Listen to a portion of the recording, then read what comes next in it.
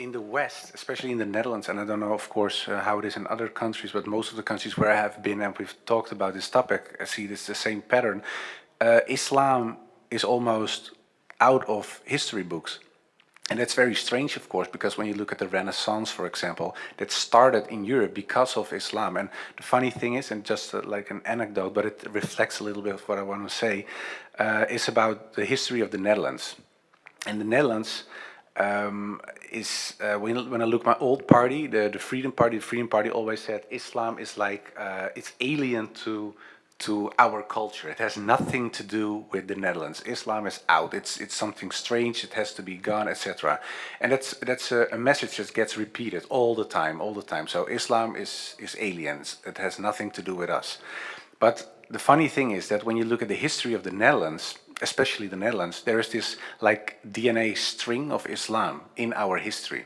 And then I'm not talking about Renaissance, but very specifically the Netherlands, because in the year 1588, the Netherlands wanted to become independent. We used to be a colony of Spain. It's still in our national anthem. If someone looked at football yesterday, you could hear them sing, "We bring honor to the King of Spain, and we are of German blood." So we sing, we are from Germany, and we bring honor to the King of Spain, but we're a separate country. So that's kind of strange, but we used to be a colony of Spain.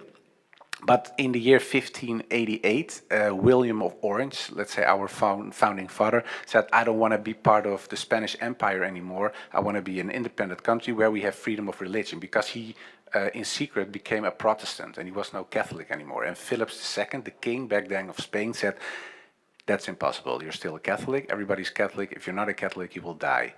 And he said, okay, and he said nothing about it. And then in the first 2-3 years, he said, okay, they called him William the Silent because he didn't spoke out. But in the end, he said, well, I cannot be silent anymore. I have to be who I am, and I wanted to be a Protestant, and people who want to be Protestant here can be Protestant as well. But of course, Philip II, the King of Spain, said, then there is this war, because you will all die if you're not submitting to the King of Spain and to our empire, and in our empire everybody is Catholic.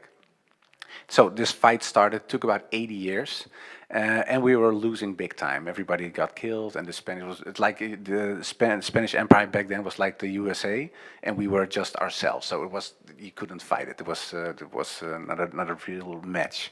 But William of Orange said, well, who is the enemy of my enemy?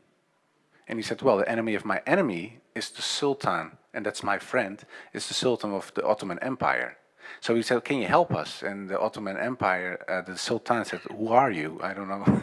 So he started explaining, well, we're this little country, etc., and we're here. And he said, okay, what's in it for us? And then he started explaining, we're a little different than Catholics. So we have a religion that looks a little bit more like your religion because we don't have this statue abiding, etc. But it's not so interesting for you, perhaps. So when you, with your ships, go from the Ottoman Empire and you cross the sea, like it's Spain, then you're in hostile territory because everybody hates you. The Spanish hate you, the Portuguese hate you, the English, the French, and we, because we're part of Spain. And he said, well, if we are an independent country, you have this safe haven. So he said, well, perhaps that's interesting. So he said, well, I'll give you money and I'll give you weapons. And in the end, because of the weapons and because of the money that the Ottoman Empire gave to the Netherlands, we could fight the Spanish and became independent. So our independency of Spanish we thank to the Ottoman Empire. And it's funny because it's not mentioned in our history book, not at all. But if you walk through certain cities in the Netherlands, you see statues of let's say European guys, Dutch guys, wearing like a vest with a half moon on it. And then everybody thinks, well, it was because it was night or something. No, it was because it reflects the help of the Ottoman Empire. We even had ships that were called the Half Moon. And there was this slogan, they said, I'd rather be Turkish than Papish. And when you translate it into normal day English, they say, I'd rather be a Muslim than a Catholic.